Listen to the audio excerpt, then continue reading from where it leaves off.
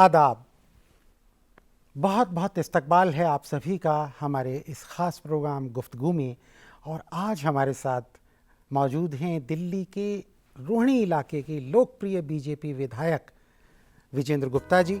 दिल्ली के रोहिणी इलाके से बीजेपी विधायक विजेंद्र गुप्ता अपने विकास कार्यों के जरिए लोगों के बीच अपनी बेहद मजबूत और खास पहचान बना चुके हैं। उनकी मकबूलियत का अंदाजा इसी बात से हो जाता है कि दिल्ली विधानसभा चुनावों में आम आदमी पार्टी की लहर के बावजूद वो दोनों बार चुनाव जीतने में कामयाब रहे। छात्र नेता के तौर पर अपने राजनीतिक सफर की शुरुआत करने वाले विजेंद्र गुप्ता डूसू के वाइस प्रेसिडेंट भी रहे हैं और पार्टी में कई अहम पदों और निगम पार्षद रहने के साथ ही साल 2010 में उन्हें दिल्ली बीजेपी की कमान भी सौंपी गई। ये उनकी एफिशिएंट लीडरशिप का ही जादुई करिश्मा था कि जब साल 2012 में एमसीडी को 3 जोन में बांटकर चुनाव कराए गए तो बीजेपी ने सभी जोन में भारी बहुमत से जीत हासिल की। लोगों की सेवा को ही अपनी जिंदगी का मकसद मानने वाले विजेंद्र गुप्ता अपनी माता स्वर्गीय जानकी देवी और पिता स्वर्गीय महावीर प्रसाद को अपनी इंस्पिरेशन मानते हैं और अपनी पत्नी के बारे में उनका कहना है कि जिंदगी की हर जद्दोजहद में वो उनके साथ कदम से कदम मिलाकर चली हैं और अगर आज कामयाबी उनके कदम चूम रही है तो इसमें शोभा का बहुत बड़ा हाथ है। विजेंद्र गुप्ता जी, आपका बहुत बहुत स्वागत है। विजेंद्र गुप्ता जी, आप एक एशिया की सबसे बड़ी कॉलोनी कहे जाने वाले रोहिणी क्षेत्र से विधायक हैं। जी जी। तो आप जो हमारे प्रधानमंत्री का नारा है सबका साथ सबका विकास, इस इलाके के विकास कार्यों को आप कैसे देखते हैं? देखिए, मैं इतना कहूँगा कि रोहिणी मेरे रग रग में बसी है और मैं सोचता हूँ, बैठता हूँ, उठता हूँ, सोता हूँ तो कहीं ना कहीं रोहिणी मुझे दिखाई देती है। मेरा बहुत पुराना नाता है। 97 में जब मैं पहली बार चुना गया तब से लेके अब तक ये सिलसिला लगातार जारी है जी। और रोहिणी के आमूलचूल परिवर्तन में और संपूर्ण विकास में जी। अगर मैं कहूँ कि मेरा भी कुछ योगदान है तो मुझे बहुत ही गर्व महसूस होता है। रोहिणी में बहुत बड़े बड़े पार्क हैं, बहुत चौड़ी चौड़ी सड़कें हैं। रोहिणी के दोनों तरफ वृक्ष लगाना मेरा एक हॉबी रही है और आज रोहिणी की कोई सड़क ऐसी नहीं है जहाँ दोनों तरफ वृक्ष ना हो। जी। रोहिणी को हमने जितने भी स्लम बस्तियाँ थी उनका पुनर्वास हमने किया, उनको भी घर दिलवाए। और मैं कह सकता हूँ कि रोहिणी क्षेत्र में अब कोई भी इस तरह की स्लम बस्तियाँ नहीं हैं जिसके कारण लोगों को असुविधा हो और उन लोगों को भी असुविधा हो। तो हर पार्क में जिम लगाए गए हैं। अच्छा, ओपन जिम जिसको ओपन जिम लगाए गए हैं, बैडमिंटन कोर्ट बनवाए गए हैं और बताने को बहुत कुछ है। तो जी, मैं यही कहूँगा कि जहाँ से मैं लगातार लोगों का विश्वास प्राप्त कर रहा हूँ, मुझे लगता है कि मुझे ज़्यादा से ज़्यादा काम उस क्षेत्र के लिए करना है। अच्छा, ये बताइए कोरोना के लिए आप क्या कर रहे हैं? इतना कोरोना के लिए हमने पहले दिन से ही जी, जब प्रधानमंत्री जी ने एक ट्रायल रन हुआ था बंद का, जी, कोविड के दौर में जब बंद किया गया तो तब से हमने शुरू किया और एक कॉल थी कि हमको फीड द नीडी। जी। तो हमने ये तय किया कि हम ये फीड द नीडी कार्यक्रम जब तक चलाएंगे जब तक सरकार जी स्वयं लोगों को राशन दे रही है कोविड के कारण। और प्रधानमंत्री जी ने उसको 2 फेजेज में किया और फिर उसको 30 नवंबर तक बढ़ाकर लोगों को फ्री राशन दिया गया, जो राशन मिलता था रूटीन में उसके अलावा। अच्छा। तो मैं सूर्यकांत जी इतना कहूँगा कि हमने गैर सरकारी तौर पर लोगों को साथ जोड़कर 252 दिन आप कहिए 30 नवंबर तक हमने रोहिणी में कई स्थानों पर हमने सूखा राशन जिसमें दाल थी, चावल है, आटा है और तेल है, बेसन है, मसाले हैं, तमाम चीज़ें जो घर में इस्तेमाल होती है, और इसको बहुत सिस्टमेटिक डिजिटल सिस्टम से मेरे फ़ोन पर अगर मैं आपको दिखाऊंगा तो अभी भी मैसेज, हज़ारों की तादाद में मैसेज आते थे और रोज़ाना हम लोग कई अलग अलग स्थानों से राशन बांटते थे और हमने लोगों को पका हुआ भोजन जी घूम घूम कर, जब कोविड पीक पर था और लॉकडाउन चल रहा था और चारों तरफ सन्नाटा था, जी तब हमने लोगों को घूम घूम कर जो है राशन भी उपलब्ध कराया और पका हुआ भोजन भी दिया। फिर हमने एक प्रोजेक्ट लिया कि हमको मास्क जी जो है, लोग ज़्यादा से ज़्यादा मास्क का इस्तेमाल करें, क्योंकि हमारा ये मानना है कि कोरोना की अगर वैक्सीन आज की तारीख में भी कोई है तो वो मास्क है। तो हमने लोगों को अवेयर किया, मास्क लगाओ, हाथ धोते जाओ जी और सोशल डिस्टेंसिंग बनाओ, दूरी बनाओ। जी और बड़ी तादाद में हमने मास्क बनाए और बांटे। अच्छा, आज बनवाए भी आप? बनवाए भी और उसके माध्यम से हमने रोजगार दिया। बहुत सारे लोग बेरोजगार हो गए हाँ, थे। उस वक्त एक समस्या जी, तो रही। आज भी हमारे मास्क बन रहे हैं, हमारे पास लोग आते हैं, हम उनको कपड़ा देते हैं, मास्क बनाते हैं। तो लगातार मास्क बनाना और मास्क बांटना, ये हमारा काम था। हज़ारों की तादाद में, हम लाखों की तादाद में मास्क बनाकर लोगों को दे चुके हैं और बहुत ही कम कीमत पर कपड़े का मास्क, मैं खुद भी वही मास्क लगाता हूँ। जी। ये मेरे पास है, ये रहा मास्क। जी 10 हाँ, तो हमारे नाजरीन देख सकते हैं जी। कि आपके विधायक, आपके राजनेता लोग भी जी। सुरक्षा नियमों का ये देखिए। उतनी ही कड़ाई से पालन करते हैं जितनी आपसे हम एक्सपेक्टेशन जी, रखते हैं। ये मास्क हम बनाते हैं जी। और धोइए, पहनिए और इसके बनाने में रोजगार देते हैं जी और फिर 10 रुपए में लोग जो है ले जाते हैं और ले जा करके बांट देते हैं। जी हम लोगों को कहते हैं कि आप भी इसमें कोरोना में मदद कीजिए, 100, 200, 500 मास्क यहाँ से ले जाइए और लोगों को बांट दीजिए। अच्छा, एक अभी आपने कहा कि लगभग 1997 से अब तक आप हैं। जी जी तो 3 बार आप हाईएस्ट मार्जिन से जीत करके आए जी और उस समय भी अभी आप आए जबकि आप पार्टी की लहर है जी। और लहर के में जीतना जी। और वो भी हाईएस्ट मार्जिन से जीतना, मैं इसके पीछे क्या कुल राज है? 5 बार लगातार जीता हूँ जी। और अगर मेरी श्रीमती को भी लगा ले जी। तो 6 बार हम लोग लगातार जीते हैं। तो इसके पीछे करिश्मा क्या है? बस यही है कि जो भी कुछ करना दिल से करना है, अच्छा सच्चाई से करना है, ईमानदारी से करना है, जी समर्पण भाव से करना है लोगों के प्रति। देखिए, मैं माफ़ी चाहूँगा, मैं किसी मंदिर में नहीं जाता हूँ पूजा करने, जी ओकेजनली जाता हूँ, जी लेकिन मुझे लगता है जब मैं घर से निकलता हूँ तो जो लोगों की सेवा करता हूँ मैं, शायद मैं ही उसी किसी मंदिर में आ गया हूँ। क्या बात। वही मेरे सामने भगवान के रूप में है और कोई मेरे पास आए निराश होके ना जाए। जी जैसे भी उसकी मदद हो मैं कर सकूँ तो मैं उसमें अपना सौभाग्य समझता हूँ। जी तो जो एक कहा जाए गुड गवर्नेंस, जो बिल्कुल। हमारे प्रधानमंत्री जिसकी बात जी, जी। करते हैं कि गुड गवर्नेंस, जी निर्मल हृदय से कठोर निर्णय जी और स्वच्छता, जी। ये चीज़ें आपने अपने देखिए, रोजमर्रा की लाइफ में बिल्कुल, शामिल की। गुड गवर्नेंस तभी good governance एक आएगा। पक्ष है जी और जनता का प्रतिनिधि के रूप में काम करना एक पक्ष है। जी तो दोनों में सामंजस्य स्थापित करना, चूंकि हम लोग जनता द्वारा चुने जाते हैं जी और लोकतांत्रिक परंपरा से हम लोग आते हैं, तो हमारा ध्येय यही रहता है कि हम लोगों के प्रति कैसे बेहतर जवाबदेही हम तय कर सकते हैं। और दूसरा, गुड गवर्नेंस में कई बार सख्त निर्णय भी होते हैं जो कई बार कुछ लोगों को पसंद आते हैं, कुछ लोगों को पसंद नहीं आते हैं, उसमें भी सामंजस्य स्थापित करना। लेकिन उसका मोटिव यही होना चाहिए कि हम जो कुछ भी कर रहे हैं वो लोगों की भलाई के लिए कर रहे हैं, जी समाज की भलाई के लिए कर रहे हैं और सिस्टम जो दे रहे हैं वो पारदर्शिता उसमें होनी चाहिए। हर व्यक्ति को मौका मिलना चाहिए। ज़रूरी नहीं है कि किसी की कोई अप्रोच है या कोई किसी का फ़ोन करेगा, यानी पारदर्शिता से पंक्ति में खड़े अंतिम व्यक्ति को भी जी तक न्याय पहुँचे और वो सुविधा पहुँचे और वो कार्यक्रम का हिस्सा बने, जी मुख्य धारा का। ये गुड गवर्नेंस का एक मूल मंत्र है। मूल मंत्र है। अच्छा, यहीं से चलते हैं एक मूल प्रश्न पे, बेसिक क्वेश्चन पे, कि अक्सर ये देखा जाता है, ये बहुत सारे ऐसे हमारे पॉलिटिशियन हैं जो अपने छात्र जीवन में भी रहे, जैसे आप श्रीराम कॉलेज ऑफ कॉमर्स में आप रहे और वहाँ से आप दूसू के वाइस प्रेसिडेंट भी रहे, उसके बाद आप इस राजनीति में आ गए। तो क्या ये माना जाए कि छात्र जीवन में जो राजनीति में प्रवेश कर जाते हैं, तो क्या ये छात्र जो जीवन है, क्या ये पॉलिटिकल लाइफ में के लिए प्लेटफॉर्म यूज़ होता है? नहीं, मैं यही कहूँगा कि देखिए वो एक जज्बा होता है जी।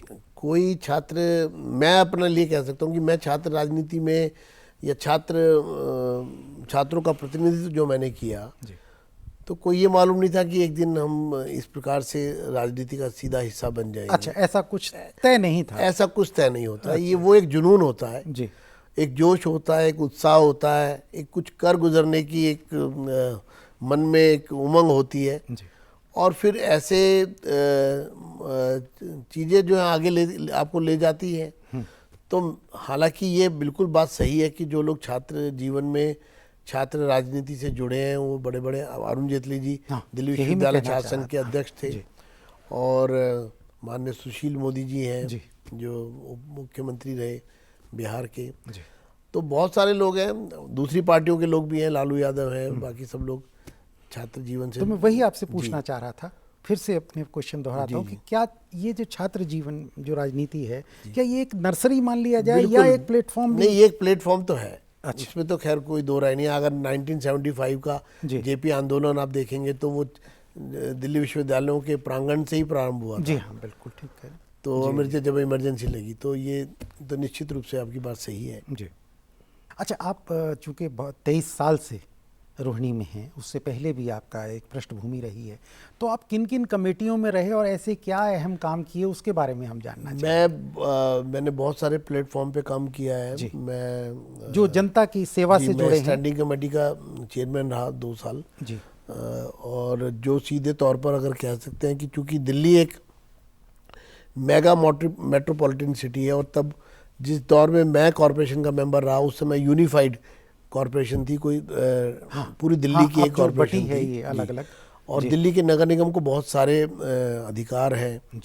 तो उसके अंतर्गत हमने जैसे ई गवर्नेंस को हमने प्रमोट किया, और पूरा म्यूनिसिपल सिस्टम को हम एक ट्रांसपेरेंट सिस्टम पर लेकर आए। और ई गवर्न जो है, जैसे अब डेथ एंड बर्थ सर्टिफिकेट है, आप ऑनलाइन ले सकते हैं। जैसे नक्शे आप पास कराते हैं, आप ऑनलाइन अप्लाई कर सकते हैं।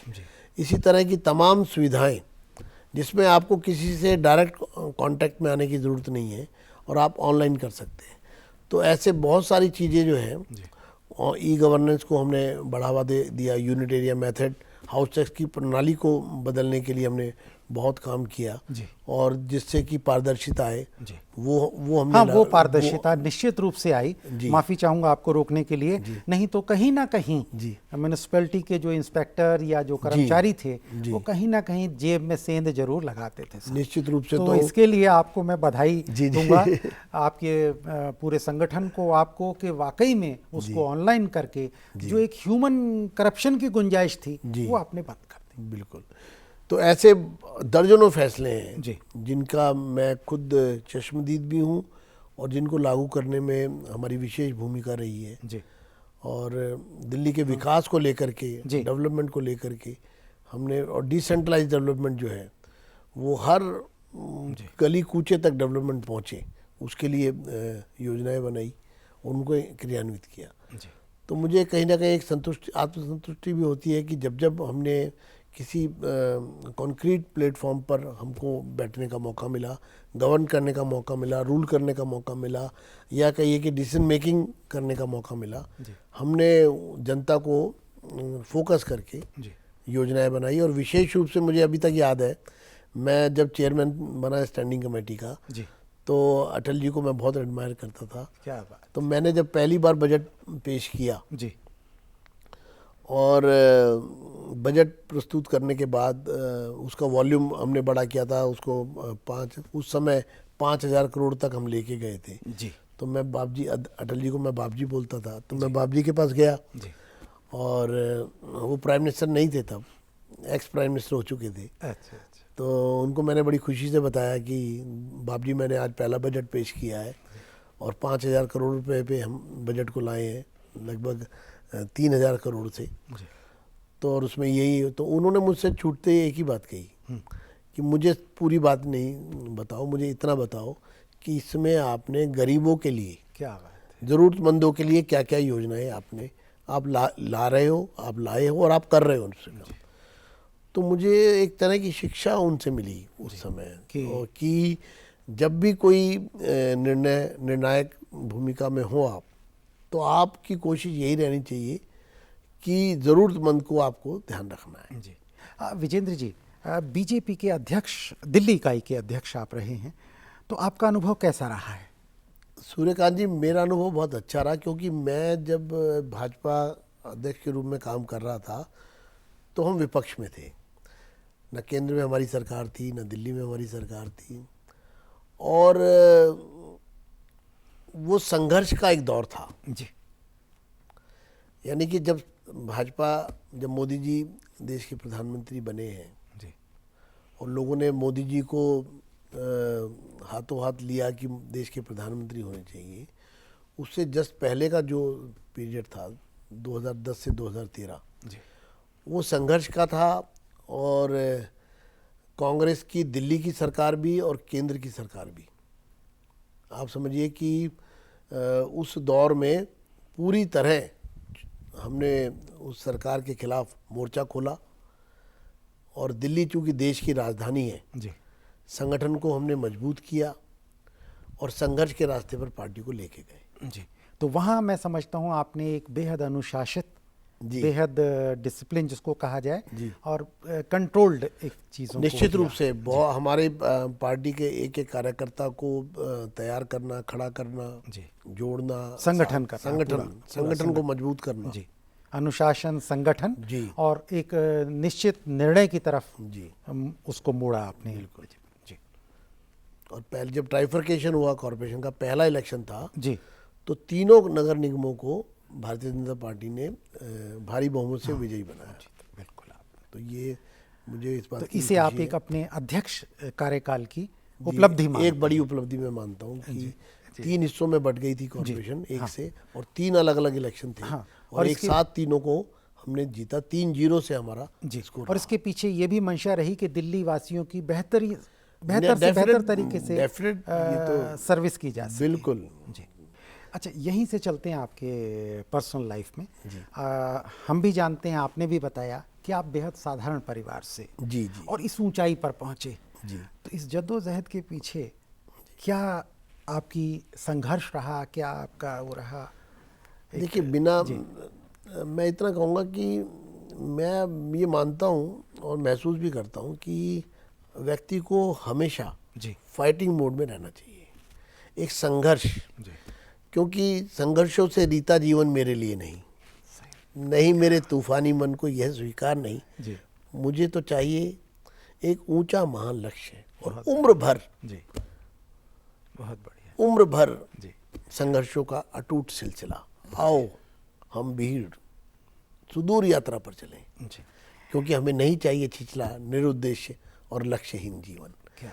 तो प्रश्न ये है कि जीवन का जो उद्देश्य है जी वो बिना संघर्ष के पूरा नहीं हो सकता, जी, और उद्देश्य कोई छोटे नहीं होने चाहिए, यात्रा लंबी होनी चाहिए। जब तक जीवन की अंतिम सांस है, संघर्ष जारी रहना चाहिए।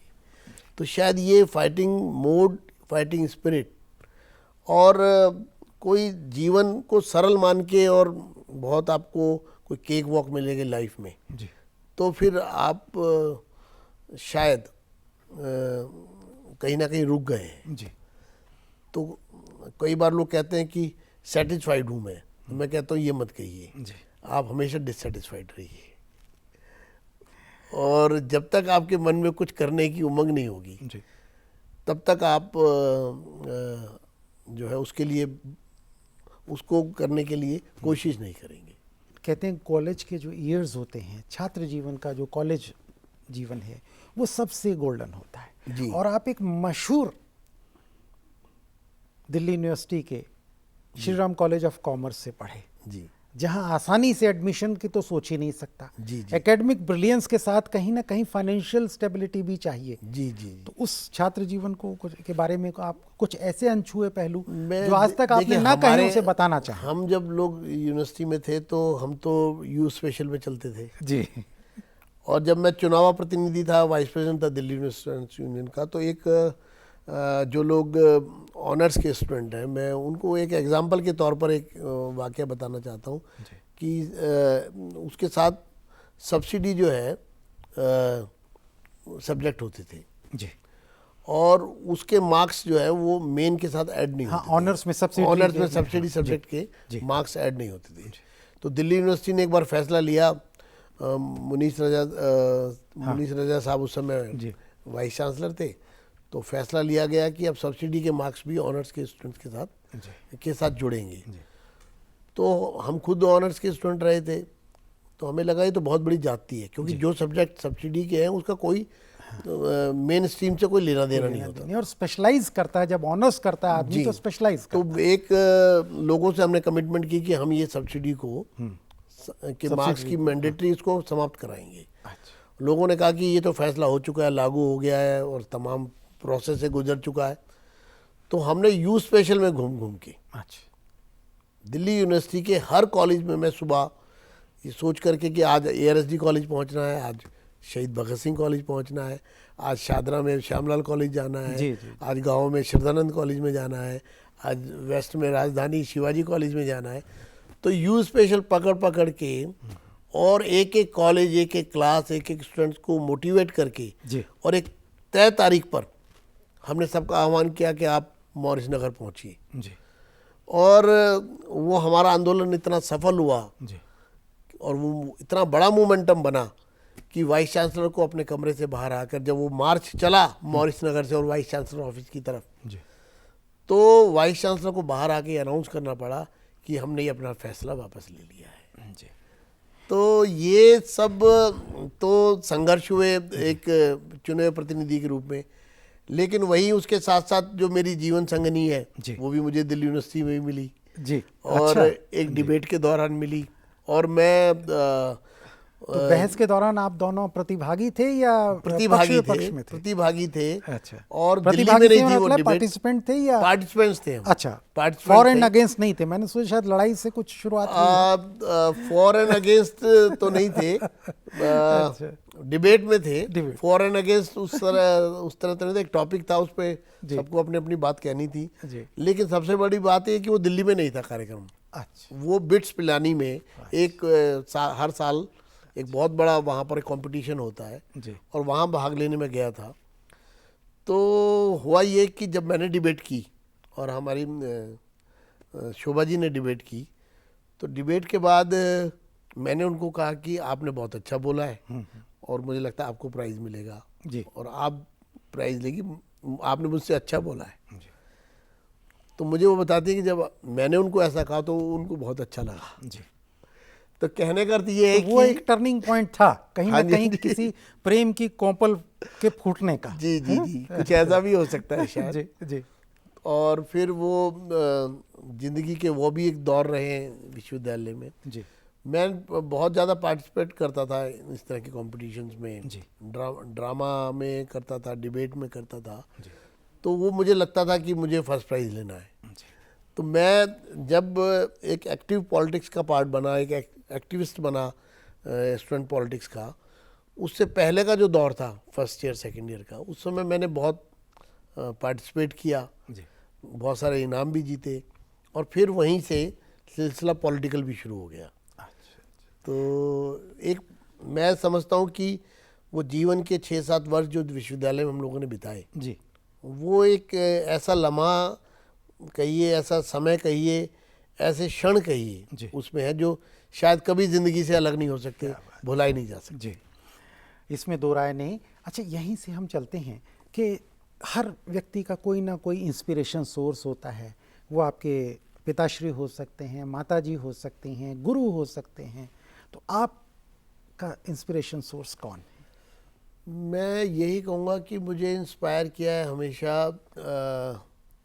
जहाँ से मेरा ये सफ़र शुरू हुआ जीवन का कि मुझे कुछ संघर्ष में जाना है। जी। तो वो तो मैं कह सकता हूँ कि मैं बहुत छोटा था जब मैं RSS की शाखा पे जाना शुरू हुआ। मेरी आयु शायद 7-8 साल रही होगी। तीसरी कक्षा का मैं छात्र था, तीसरी चौथी कक्षा का। तो वहाँ जब बौद्धिक होता था अच्छा और जो देशभक्ति की बातें बताई जाती थी वो मुझे इंस्पायर करती थी। जी। तो आपके पेरेंट्स ने, यानी कि माता पिता ने, परिवार ने आपको कभी ये नहीं कहा इस रास्ते पर चलना है, या कुछ ऐसा नहीं, आपको लगा ये हो? तो था कि देखिए मेरी मदर की तो डेथ, मैं बहुत छोटा था, 11 वर्ष का, तब डेथ हो जी गई। जी तो फादर ही जो है, फादर ने हमेशा यही कहा कि भाई सच के रास्ते पे चलना है। और यहीं से अब आपको ले चलते हैं एक राष्ट्रीय कंटेम्प्रेरी नेशनल पर्सपेक्टिव्स में। किसान बिल जी, बहुत आजकल चर्चा में है, तो किसान बिल के मायने आपके लिए क्या हैं, या आप क्या कहना चाहेंगे? मैं तो किसान बहुत होपफुल हूँ। जब किसान बिल आया है बिल? जी तो मुझे लगा कि अब भारत में एक बहुत बड़ा बदलाव आने वाला है, जी क्योंकि हम कहते हैं कि हम एक कृषि प्रधान देश हैं और स्कूल में भी पढ़ते थे कि 70% से ज़्यादा हाँ, गांव में आबादी हमारी जो है वो कृषि के व्यवसाय से जुड़ी हुई है। लेकिन 70 साल की इस पूरी कवायद में देश की आज़ादी के बाद, सूर्यकांत जी, मुझे नहीं लगता कि आज भी दुर्भाग्य होता है कि इस देश में किसान को आत्महत्या करनी पड़ती है। आमूलचूल किसान की आर्थिक स्थिति में सुधार हो, ये प्रधानमंत्री श्री नरेंद्र मोदी जी का सपना है। और इस नए बिल से मेरी बात आज आपके स्टूडियो में रिकॉर्ड हो रही है। जी मैं ये मानता हूँ कि देश के किसान की आर्थिक स्थिति में ज़बरदस्त सुधार होने वाला है, जी ज़बरदस्त। और इसके साथ साथ जो हमारे यहाँ कृषि के पुराने तौर तरीके हैं, आज भी हम बारिश पर निर्भर करते हैं। जी हाँ, आज भी किसान की फसल, तभी प्रधानमंत्री जी, भारत की सरकार ने फसल बीमा योजना लेकर के आए। ये उसको सर्टेनिटी नहीं है कि उसकी फसल से जो मेहनत कर रहा है, खून पसीना बहा रहा है खेत में, उसका फल उसको मिलेगा भी कि नहीं मिलेगा। इसमें किसान बिल से फल निश्चित है, यानी कि कन्फर्मिटी है। जी दूसरा, जो उत्पादन वो कर रहा है उस भूमि से, उसका कई वृद्धि होने वाली है। अगर वर्ष में 2 फसल लगाता है तो 3 फसल लग सकती है, तो उसी भूमि पर 3 फसल लगेंगी, जी यानी कि उसका ऑप्टिमम इस्तेमाल। जी फिर उसके बाद गुणवत्ता। आज अगर जो प्रोडक्ट आ रही है जी उसकी क्वालिटी अगर मान लीजिए वो 100 रुपये किलो जी की क्वालिटी है, तो वो 150 रुपये की क्वालिटी की प्रोडक्शन होने वाली है, यानी कि क्वालिटी प्रोडक्ट, क्वालिटी। या क्वांटिटी, क्वालिटी जी और आर्थिक संपन्नता, जी। किसान की आत्मनिर्भरता और कन्फर्मिटी कि उसको ये मिलना ही मिलना है। हर अपने आने वाले मेहमान से ज़रूर पूछते हैं कि उसके शौक़ क्या हैं, उसकी हॉबीज़ क्या हैं, और उसको एक सवाल में डालते हैं कि फुर्सत के लम्हों में क्या करते हैं। तो आप क्या करते हैं? मैं तो यही कहूँगा कि मैं, कुछ लोग कहते हैं कि ये फूडी है, अच्छा तो मैं फूडी हूँ कि नहीं हूँ, लेकिन मुझे खाने पीने का बड़ा शौक़ है अच्छा और बनाने का भी शौक़ है। अच्छा, तो क्या क्या पसंदीदा क्या बनाते हैं आप? मैं पुलाव बहुत अच्छा बना लेता हूँ, अच्छा, और आप जो कहेंगे वो बना दूंगा। अरे वाह। लेकिन फुर्सत के क्षणों में मुझे लगता है कि कुछ घर में समय बिताया जाए। घर में फुर्सत के क्षण बिताना इनको अच्छा लगता है। तो मैं आपका तहे दिल से शुक्रिया अदा करता हूँ कि आप गुफ्तगू में आए, आपने अपने बेहतरीन वैल्यूएबल टाइम्स में से हमारे लिए समय निकाला। नाजरीन, जिस तरह से आपकी मोहब्बत हमारे प्रोग्राम और टीम गुफ्तगू को मिल रही है, उसके लिए हम आपके बेहद शुक्रगुजार हैं।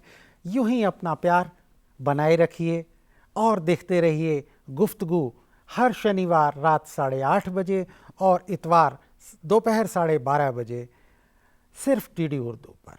आदाब।